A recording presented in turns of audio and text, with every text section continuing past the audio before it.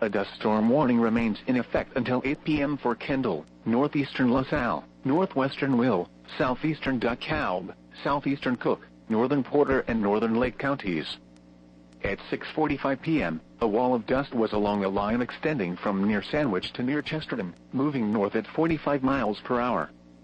Hazard, less than 1/4 mile visibility with strong wind in excess of 50 miles per hour. Source, Emergency Management. Impact, dangerous life-threatening travel. Including the following interstates: Interstate 55 between mile markers 249 and 269. Interstate 57 between mile markers 339 and 358. Interstate 80 between mile markers 124 and 155.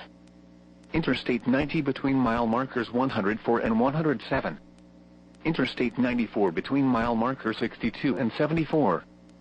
Interstate 294 between mile markers 62 and 74. Interstate 355 between mile markers 1 and 14. Indiana Interstate 80 between mile markers 1 and 16. Indiana Interstate 90 between mile markers 1 and 37. Indiana Interstate 94 between mile markers 16 and 32. Indiana Interstate 65 between mile markers 254 and 261. Locations impacted include Frankfurt Square, Palos Heights, Dyer, Preston Heights, Oak Lawn, Marionette Park, Orland Hills, Town of Pines, Beverly Shores, Crestwood, East Chicago, Avalon Park, Calumet City, Lisbon, South Deering, South Chicago, South Haven, Glenwood, Roseland, Griffith, Burns Harbor, Sheridan, Palos Park, Whiting, and Hammond.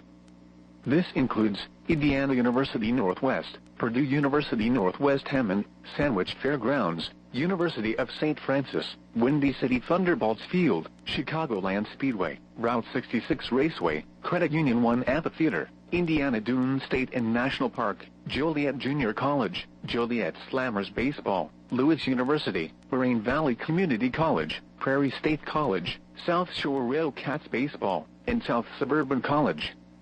Dust storms lead to dangerous driving conditions with visibility reduced to near zero.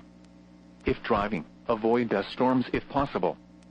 If caught in one, then pull off the road, turn off your lights and keep your foot off the brake. Motorists should not drive into a dust storm. Pull aside, stay alive. This is no. So while I was at work tonight, everybody's phones started going off for a WEA for a dust storm warning. Quite frankly, this is the most frustrated I have been in years from not being able to record an alert. But because I was stuck at work, I had no choice but to try and find a NOAA Weather Radio live stream on my phone to record the alert off of. The problem is the app that I use for NOAA Weather Radio streaming on my phone, called Weather Radio, half of the damn stations don't work. They either say they're off the air or they just try to connect forever and won't connect.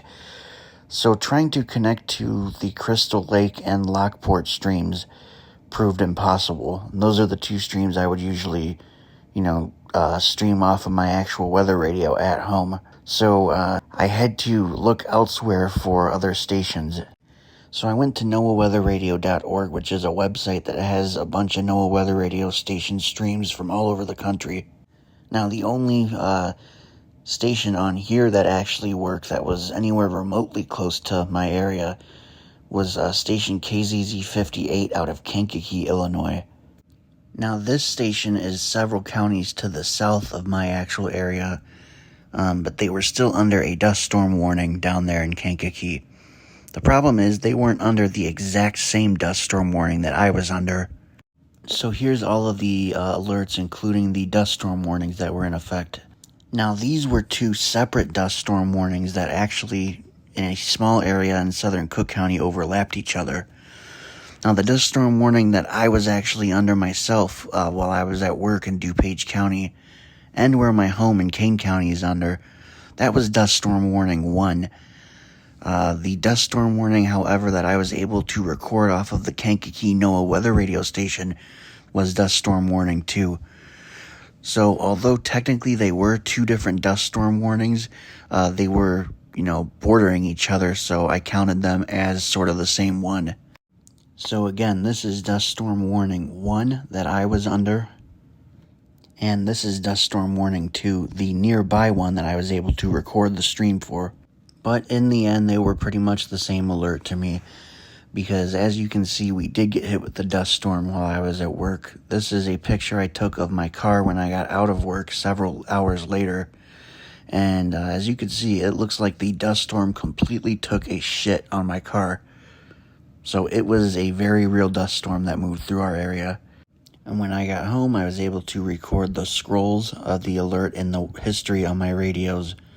And all in all, it's just surreal that I was actually under a dust storm warning in Illinois.